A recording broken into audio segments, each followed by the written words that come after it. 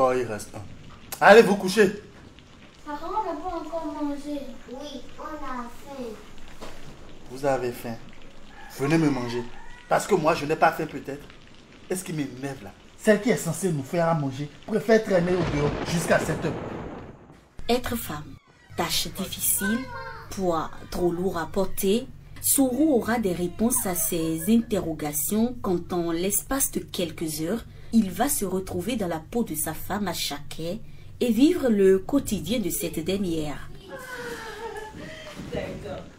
Alors l'enfer du décor relate l'histoire d'un couple, à Chaquet et son mari qui, au lendemain d'une dispute, celui-ci va se retrouver dans le corps de sa femme pour vivre son quotidien. C'est-à-dire s'occuper des enfants, aller au travail, faire l'expérience des règles douloureuses, faire l'expérience aussi des escarpins et de toute la charge mentale en fait qui pèse sur une femme au quotidien. Son alarme.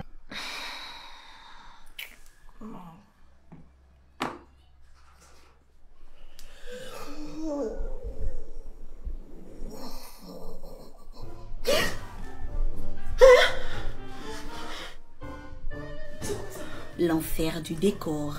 C'est un film de 13 minutes, une réalisation de Assouni Benon pour sa licence professionnelle, option réalisation et cinéma.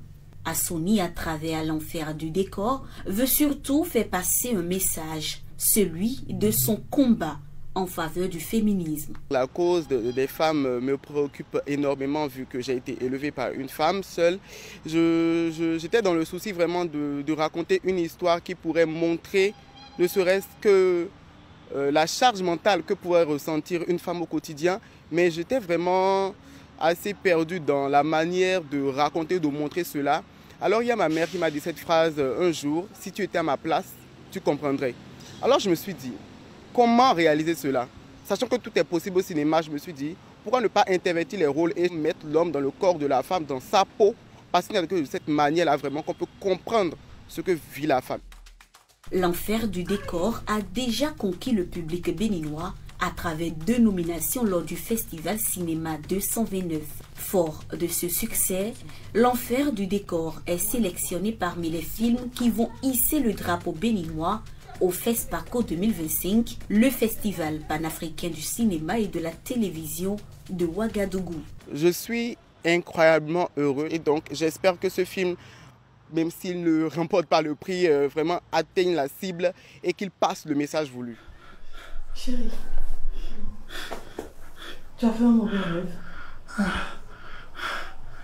Merci Seigneur.